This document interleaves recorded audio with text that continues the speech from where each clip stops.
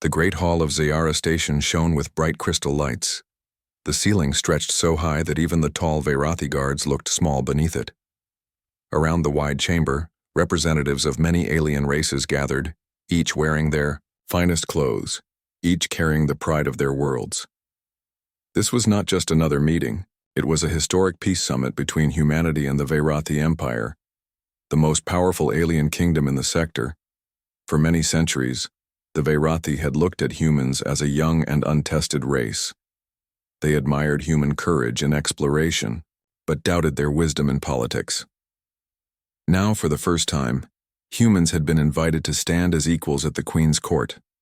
Captain Elias Morgan walked among the delegates with calm steps, though his heart beat faster than he wished. He was young for a human envoy, barely into his 30s, but he carried himself with a soldier's posture. His uniform was simple yet sharp, marked with the insignia of the United Human Fleet. He was no career diplomat, but the High Council had chosen him for one reason. He was honest, and he was unafraid. As Elias entered the main circle, all eyes turned toward the throne. The throne itself was carved from a single piece of silver crystal, glowing with a soft light from within. Upon it sat Queen Seraphine of the Veyrathi, tall and graceful, her silver skin shining under the hall's glow. She carried herself with the calm of someone who ruled not just a nation, but an entire empire. At her side stood Princess Liara. The princess's presence struck Elias more than the queen's power or the hall's grandeur. Liara was unlike anyone he had seen. Her features were so perfect they seemed almost unreal. Her eyes glimmered like liquid sapphire. Her long hair floated softly as though touched by unseen winds. And her voice, when she spoke a greeting, was like music carried across a quiet lake. The human envoys bowed respectfully, some stumbling over their words as they greeted her. Several alien delegates whispered praises, their admiration barely hidden. Liara accepted it all with a calm smile, as though such attention was as ordinary as breathing. But Elias did not bow too deeply. He kept his eyes lowered politely, but when he looked up, he avoided her gaze. The Queen noticed. For hours, the summit continued. Speeches were made, promises exchanged, gifts presented. Yet Queen Seraphine's attention kept returning to the one human who stood tall yet distant, the man who did not look at her daughter the way others did. When the formal gathering ended, and the delegates left to rest, the Queen sent for Elias. He followed the guards through winding crystal corridors until they reached a smaller chamber, private and silent. The Queen waited there, seated without her crown, but her authority still filled the room. "Captain Elias Morgan," she said, her voice firm yet curious, "you have been respectful today, but there is something I must ask." Elias bowed slightly. "Of course, Your Majesty." The Queen studied him for a long moment, then leaned forward. "Why do you not admire my daughter? Every envoy praises her beauty. Every leader speaks of her grace, yet you, human, avoided her eyes. You did not speak to her once. Tell me the truth. Why don't you love my daughter?" The question struck Elias harder than any he had faced in battle. He stood in silence for several heartbeats. Finally he answered, his voice calm but heavy with meaning. "Because she is too beautiful." The Queen's silver eyes narrowed. "Too beautiful?" "Yes," Elias said. "So beautiful that no one dares see the person beneath the crown. So beautiful that her words may be ignored, because her face already silences thought. Your Majesty, forgive me, but such beauty is a burden as much as it is a gift. I did not look at her because I feared I would forget to see her as more than her appearance." The Queen's expression did not change, but the air in the room grew tense. "You speak boldly for one so young," she said at last. "Do you mean this as an insult?" "No, Your Majesty," Elias replied quickly, shaking his head. "It is not an insult. It is respect. A person who is admired by all may find themselves most alone. I did not want to add to her cage of admiration. I thought it better to stay silent." The Queen leaned back, silent now, her silver fingers tapping lightly on the crystal armrest. She studied him as though weighing his soul. Finally, she said, "You are an unusual human, Captain. Most would compete to earn her favor, yet you hold back. Perhaps you are wise, or perhaps you are a fool." Elias bowed again, this time deeper. "Perhaps both, Your Majesty." The Queen almost smiled, but her eyes softened for only a brief second. Then her voice grew sharp again. "Go. We shall see in time if your words hold truth." Elias left the chamber with steady steps, but inside his chest, his thoughts raced. Had he spoken too honestly? Would his words be seen as arrogance, or would the Queen consider them a form of respect? He did not know. All he knew was that when he had spoken those words, the image of Princess Liara had filled his mind, not as a symbol of beauty, but as someone who might be more than the perfection everyone else saw. And in the quiet of that long night aboard Zara Station, Elias Morgan realized that the summit had only just begun, and the path ahead would be far more dangerous than he had imagined. The next morning, the great halls of Zara Station were alive with voices. Delegates from many worlds gathered again to discuss trade, borders, and defense. But beneath all the speeches and handshakes, whispers spread quickly, whispers about the human envoy who had dared to speak strange words to the Queen. Some said Elias Morgan was arrogant. Others said he was foolish. A few thought he was brave. But all agreed that he was different. Princess Liara heard the whispers too. She had grown used to hearing people talk about her beauty, comparing her to starlight, calling her the shining jewel of the Verathi. But the whispers about Elias were not like the others. They did not praise her appearance. Instead, they repeated the strange words he had spoken. "She is too beautiful." Those words stayed with her through the morning sessions. As the delegates debated trade routes and mining rights, Liara found her eyes drifting toward the human captain. He did not look at her, not even once. He took careful notes, spoke only when asked, and kept his focus on the matters at hand. It was unusual. Most envoys tried to impress her in some way. They complimented her dress, offered her rare gifts, or stumbled through awkward words of charm. Elias did none of those things. His silence was louder than their noise. At midday, during a break, Liara approached him. She moved with quiet steps, her guards watching closely but keeping their distance. Elias noticed her presence and stood respectfully. "Captain Morgan," she said softly. Her voice was calm, but there was a question hidden within it. "Your Highness," Elias replied, bowing politely. "You spoke to my mother yesterday," she said, her sapphire eyes fixed on him. "She asked you a question and your answer was unusual. I wish to hear it from your own mouth. Why do you say I am too beautiful?" Elias paused. His words from the night before had been spoken with honesty, but he had not expected to repeat them to the princess herself. Still, he knew he could not lie. "Because, Your Highness," he said carefully, "when someone shines so brightly, others may forget to see who they really are. They see only the light, not the person. I feared if I looked too closely I would forget to see you as more than what is on the surface." For a moment, Liara said nothing. Her expression did not change, but deep within her eyes there was a flicker of something. Surprise, perhaps even relief. "You are the first to speak to me in such a way," she said finally. "All others either drown me in praise or fear to speak to me at all, but you treat me as if I am ordinary." Elias shook his head. "Not ordinary, Your Highness, but human. Forgive the word. I mean it as a truth. Not as a symbol, not as a jewel, not as a legend. Just a person." Those words touched Liara more than she expected. She had long grown weary of being seen as flawless. Since childhood, she had been placed upon a pedestal, admired from afar, never allowed to stumble, never allowed to fail. Even her laughter and tears had been judged as part of her royal image. But here, this human captain looked at her without fear or worship. He did not call her perfect.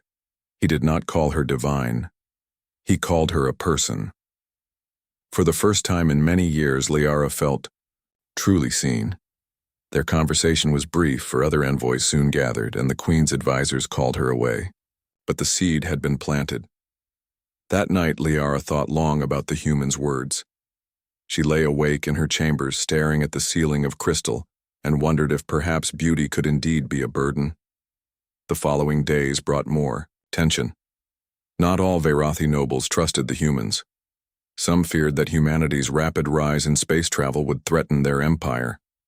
Others simply disliked the idea of treating humans as equals. Elias's strange behavior gave these nobles ammunition. They whispered to the queen, "See how he refuses your daughter's favor? It is an insult to her and to the crown. Humans are proud creatures, ungrateful for the honor you give them. This man should be removed from the summit before he dishonors us further." But the queen did not act quickly. She was curious. She had lived for centuries and had heard countless words of flattery, yet Elias's honesty lingered in her mind. She wished to see how this young human would act in the days ahead.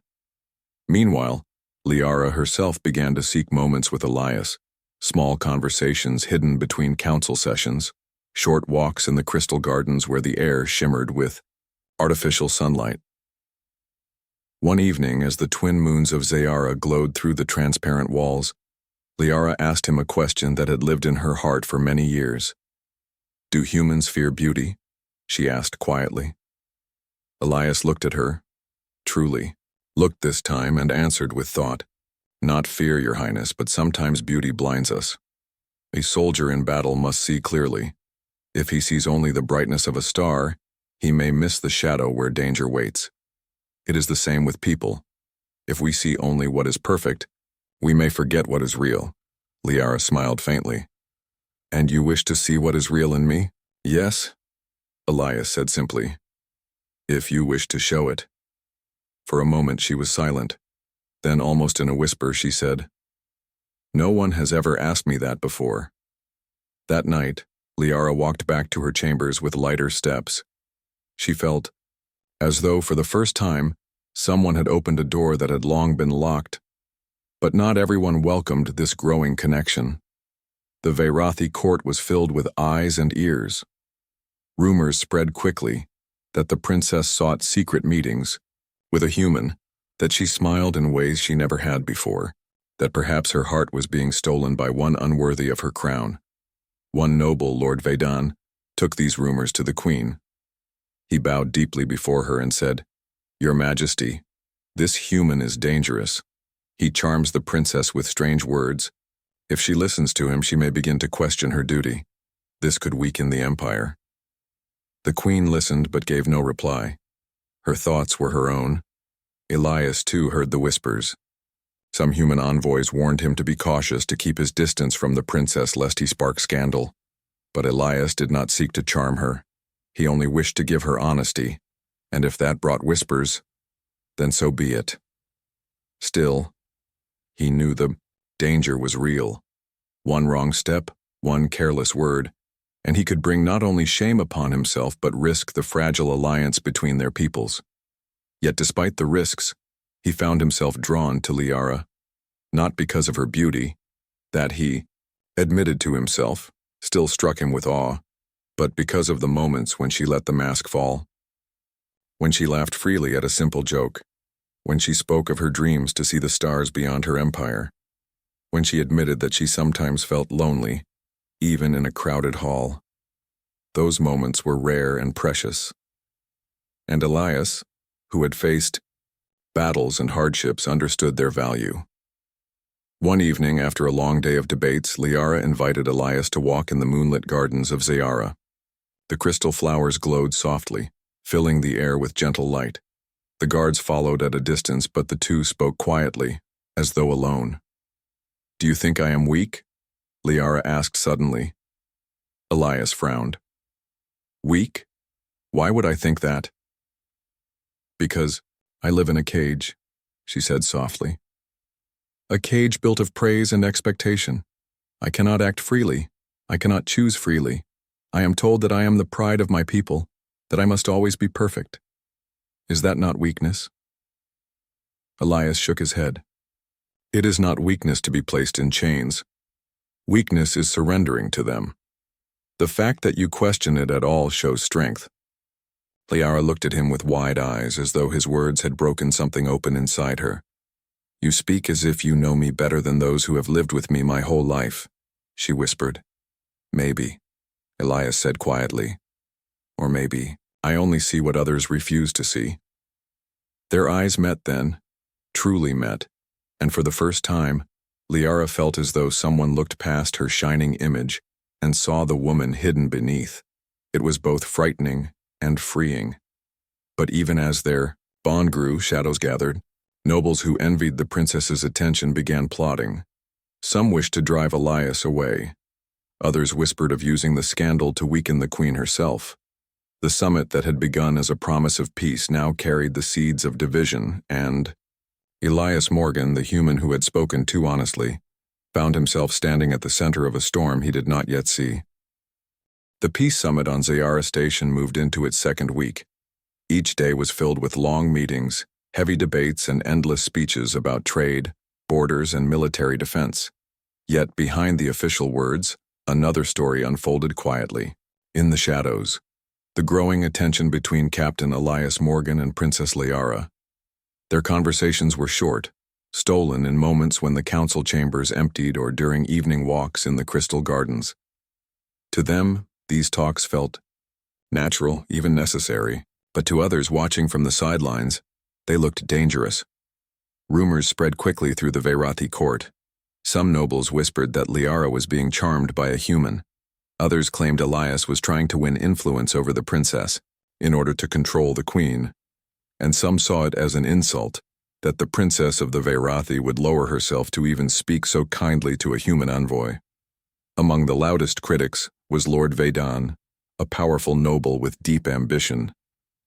He had long hoped that Liara would be married into his family, joining his bloodline to the royal throne. Now this human stood in his way, even if no promises had been made.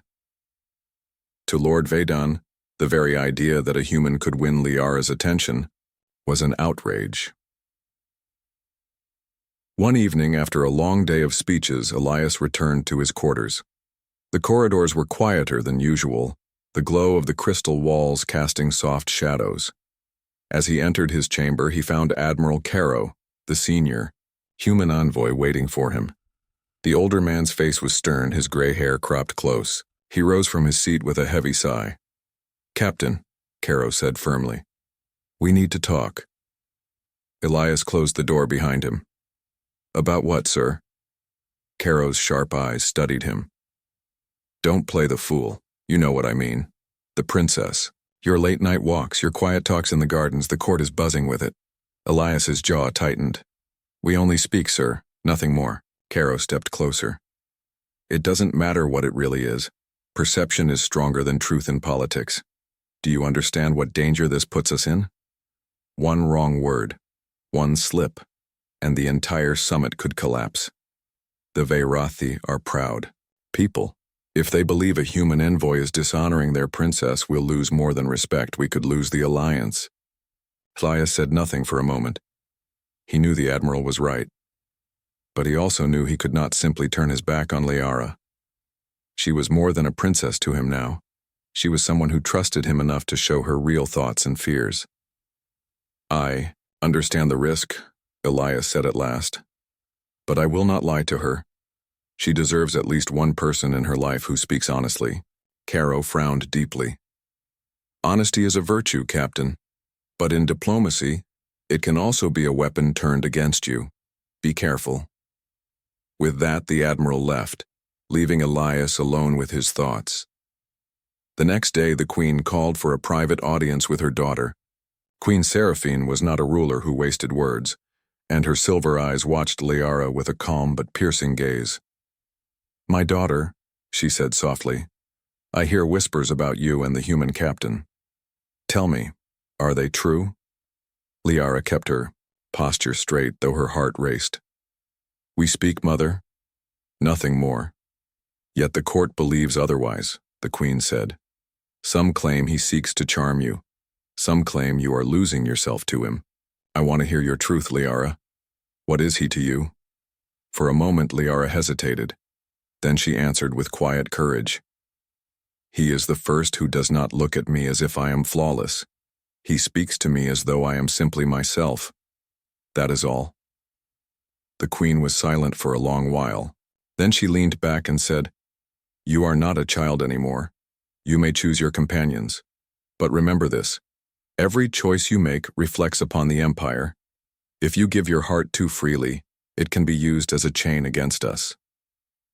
Liara bowed her head. "I understand, Mother." Yet even as she said the words, she knew she would not stop speaking to Elias. Later that evening, the princess invited Elias once more to the gardens. The artificial stars above glowed gently, and the crystal flowers shone with soft light. Guards lingered at a distance, but the two spoke quietly, their words carried only between them. "Do you regret speaking to me?" Liara asked suddenly. Elias looked at her, his expression steady. "No. Do you?" She shook her head. "No. But I fear what it may bring. My mother is cautious, the court is restless, and the nobles—" She stopped, lowering her voice. "Some would rather see you gone." Elias gave a small smile. "That doesn't surprise me, but I did not come here for them. I came for the Alliance, and I speak with you because I respect you." Liara's eyes softened.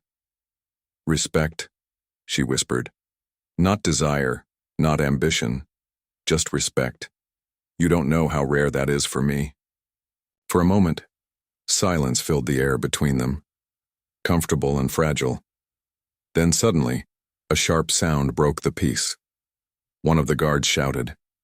From the shadows of the garden, a small drone flew swiftly toward them, its red lights flashing.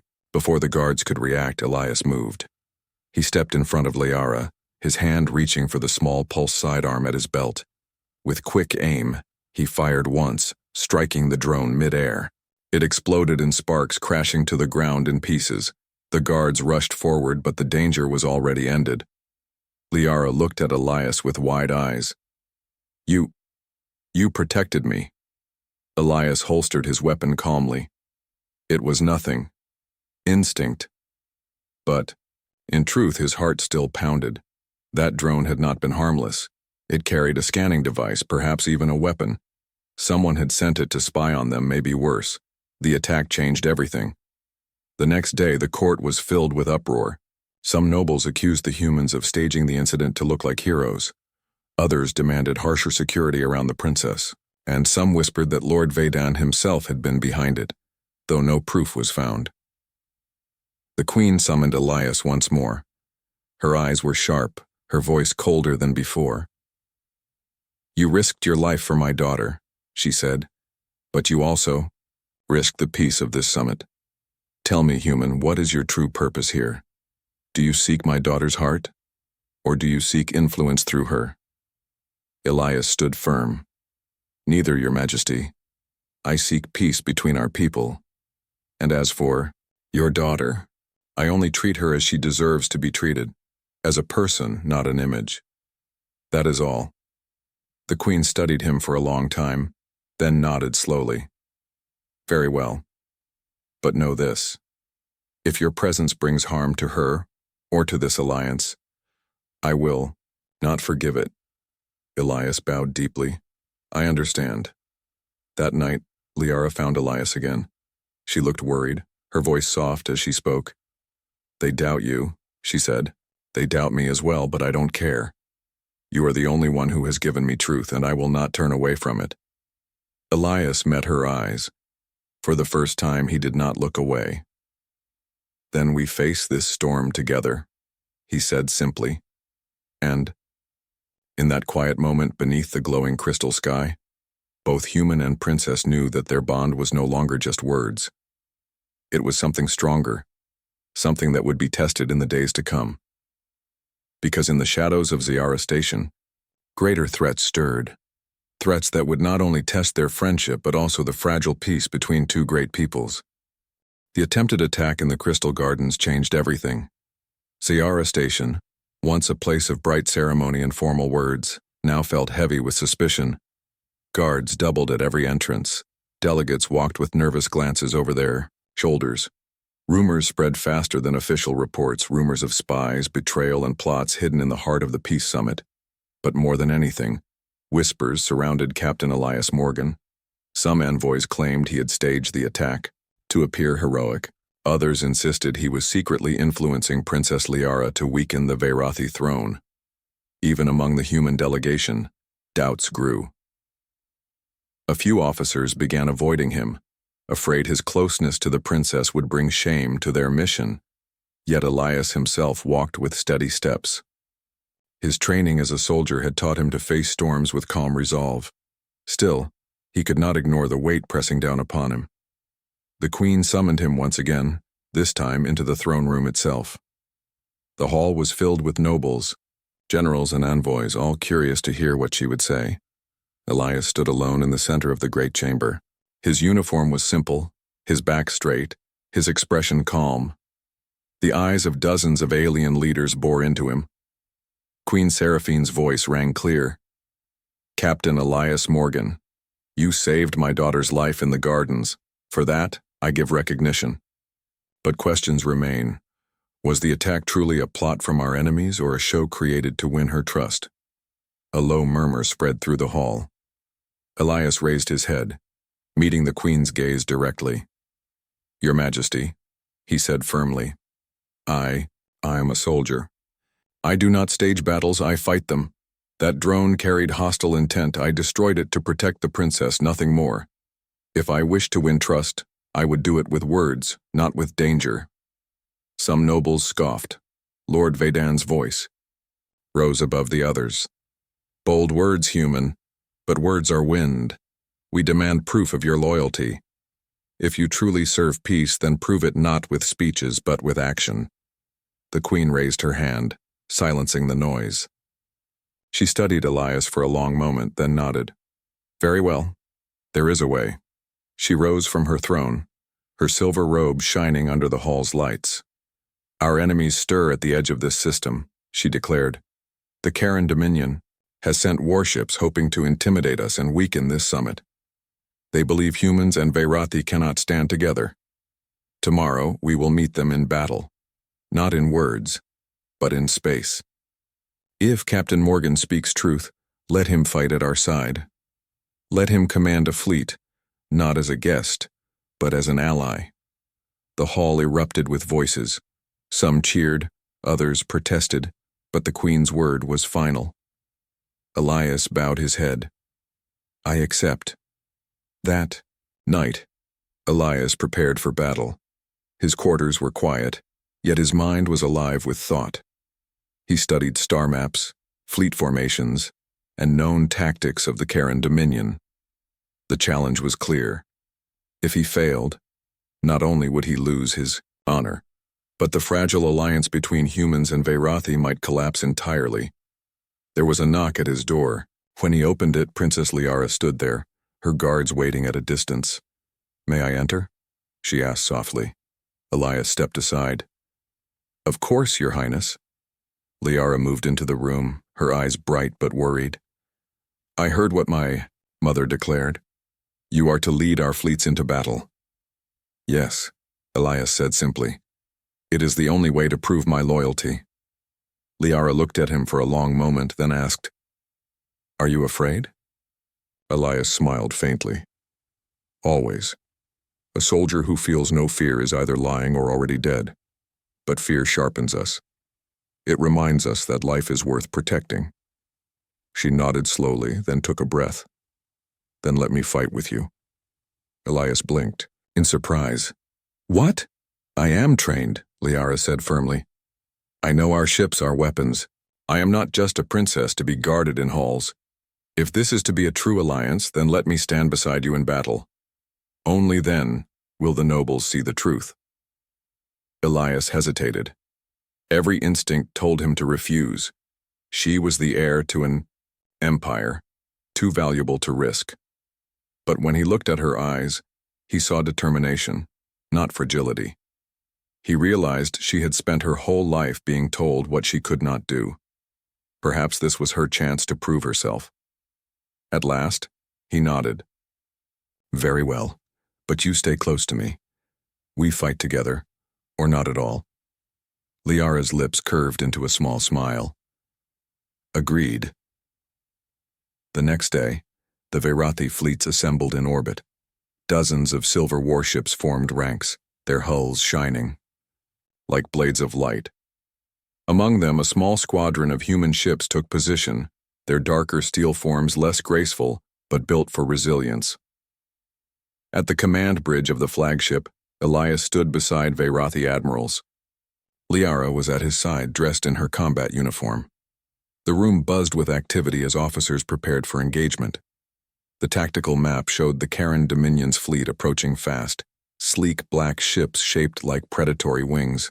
Their weapons already charged. They will test us, one admiral muttered. They think humans will falter. Then we must not falter, Elias said. The Queen's voice came over the comms, steady and powerful. Let this battle prove what words cannot. Humans and Veirathi fight as one. The battle began. The Karen ships moved fast, firing long-range plasma bursts. Veirathi shields shimmered under the impact. Human ships countered with heavy cannons, forcing the enemy to break formation. Elias gave clear, sharp commands. Hold, shield steady, let them come closer. Don't waste fire, wait for their flank. Liara relayed orders swiftly, her voice carrying authority. The crews obeyed without hesitation, surprised but impressed by her calm under pressure. When the Karen closed in, Elias struck. Now, split the fleet, surround them. The Veirathi ships moved with elegance, their curved hulls slicing through space. The human ships pushed forward with raw strength, blocking the enemy retreat. Together they formed a trap. Caught in the crossfire, the Karen ships faltered. One by one they broke apart under the combined assault. But victory was not yet certain. A massive Karen flagship surged forward, its weapons glowing with destructive energy. It fired directly at the command ship. Brace! Liara shouted. The ship shook violently, alarms blaring. Sparks flew across the bridge. Elias steadied himself, eyes fixed on the tactical map. Target their reactor core. Aim for the weak point. Beneath the shields, all ships fire together. The fleet obeyed. Dozens of cannons lit up space with streaks of light. The Karen flagship's shields flared, then shattered. A final explosion ripped through the enemy vessel, breaking it apart in a storm of fire and debris. Cheers erupted across the comms. The Karen Dominion retreated, their fleet in ruins. The battle was won. On the bridge, Liara turned to Elias, her chest rising with heavy breaths. You did it. No, Elias corrected gently. We did it. Together. For a moment, they simply looked at each other, the weight of the moment heavy between them. Around them, the crews bowed their heads with respect. Back on Ziyara Station, the Queen addressed the court once more. Today, she declared, humans and Veirathi fought side by side. Captain Elias Morgan proved his loyalty not with empty words but with courage in battle. And my daughter, Princess Liara, stood with him, showing that strength is found not in isolation, but in unity. The hall was silent. Even Lord Vedan could not speak against what had happened. The proof was undeniable. The Queen's eyes met Elias's across the chamber. For the first time there was no suspicion in her gaze, only respect. But as the applause rose, Elias knew the struggle was not over. The battle had shown their strength, but it had also revealed something deeper. His bond with Liara was no longer a quiet friendship. It was something stronger, something dangerous in the eyes of politics. And while victory had silenced the court for now, he knew the hardest question had yet to be answered. What would happen when the Queen asked again if he would love her daughter? The victory against the Karen Dominion changed everything at Ziyara Station. The fleets had returned victorious, the diplomats and nobles were quiet, and even Lord Vedan seemed reluctant to speak against the human captain. But while the battle proved Elias's loyalty, it did not erase the questions in the Queen's mind. She had watched him closely, not only in strategy, but in how he treated her daughter. And now, after the fleet's return, she demanded clarity. Elias received the summons in the early morning. The throne room was bright with the glow of crystal light. Nobles, generals, and envoys filled the chamber, but the focus was entirely on the queen and her daughter. Elias approached, standing tall but humble. Princess Liara walked beside him, her expression calm but determined. Queen Seraphine's voice filled the hall. Captain Elias Morgan, you have fought alongside my people and my daughter, in a battle that tested not only strength but loyalty. You have proven yourself. The room fell silent, as though every being waited for her next words. Now, she continued, her silver eyes locking onto his, I ask again. You spoke once before of my daughter's beauty. You said it kept you from her. You were honest, human. But now, after all you have done, I must hear the truth. Will you love my daughter should she choose it? Elias took a steady breath. He had rehearsed words in his mind, but none seemed sufficient. Every moment with Liara, every conversation, every shared glance in the crystal gardens had brought him here.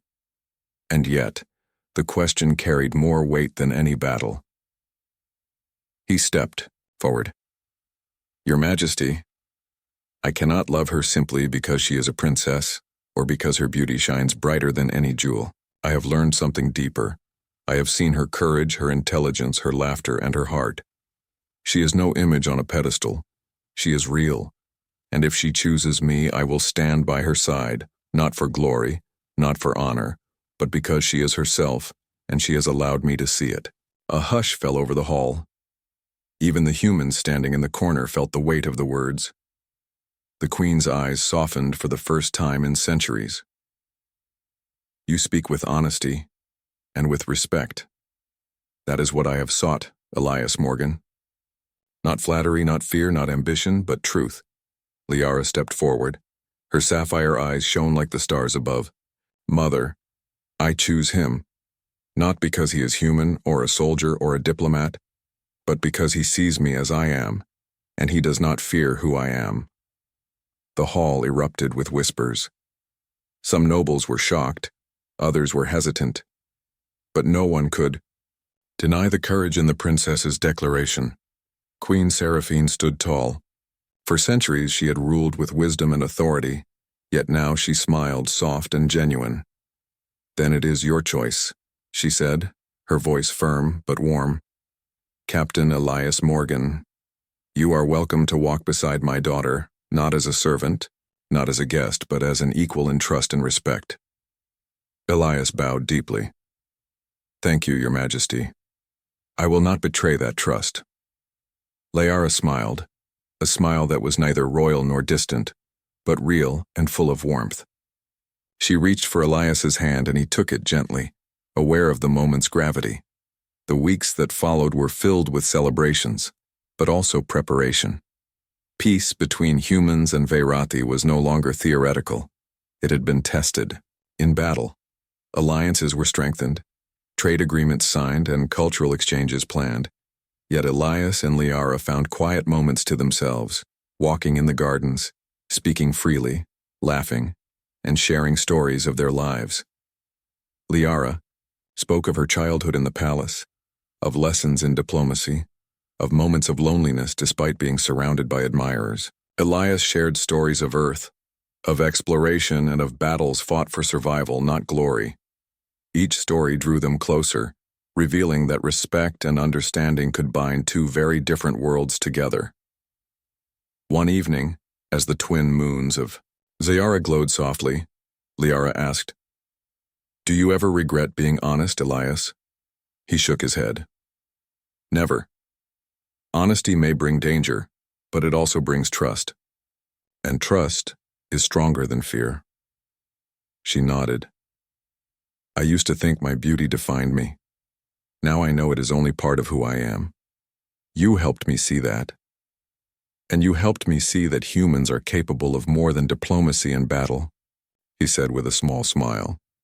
They are capable of seeing truth, of understanding courage, and of friendship across worlds. The court also began to change. Nobles who had doubted humans were now respectful. Lord Vaden, though still ambitious, no longer spoke openly against Elias, recognizing the value he had brought to the Empire. The Queen herself became an advocate for human Veirathi cooperation, praising courage, honesty, and wisdom over rank or appearance. But even with political peace, Elias and Liara knew their bond was something rare. It was not built on wealth, status, or power, but on shared respect and understanding. In that way, their connection became a symbol of hope for two civilizations. Months later, the human delegation prepared to return to Earth. Elias stood with Liara at the edge of the station, watching the stars stretch endlessly before them. "You'll come with me?" she asked softly, her hand resting on his arm. He shook his head. "Not yet. My duty calls me back to my people. But I will return." She smiled, eyes shining. "And I will wait." He took her hand, holding it firmly. "No matter what happens, Princess Liara, know that you are seen, and I will always stand by you." She leaned slightly, resting her head on his shoulder for a brief moment. "And I will stand with you, always." As the human ships prepared for departure, the Queen called Elias one last time. "You have done more than prove yourself in battle," she said, her voice gentle but strong. "You have shown that humanity is capable of courage, wisdom, and respect. You have also shown my daughter that there is more to life than appearances and expectation. That is a gift greater than any victory in battle." Elias bowed. "Thank you, Your Majesty. I only wish to serve as a human and as a friend to your daughter," the Queen nodded. "And you have done both. May your path be honorable, and may the alliance you helped build endure for generations." As the human fleet departed Zayara, Elias looked back at the glowing station, at the shining palace, and at the distant figure of Princess Liara standing on the balcony. He knew their journey was only beginning. Battles would come again, challenges would rise. But now, he and Liara faced the future not as envoy and princess, but as equals who understood each other, trusted each other, and respected the truths that lay beyond beauty. In the end, it was not appearances, titles, or medals that mattered. It was courage, honesty, and the choice to see one another as they truly were. And with that, humanity had shown the Veirathi that even in the vastness of space, character and heart could shine, brighter than any star.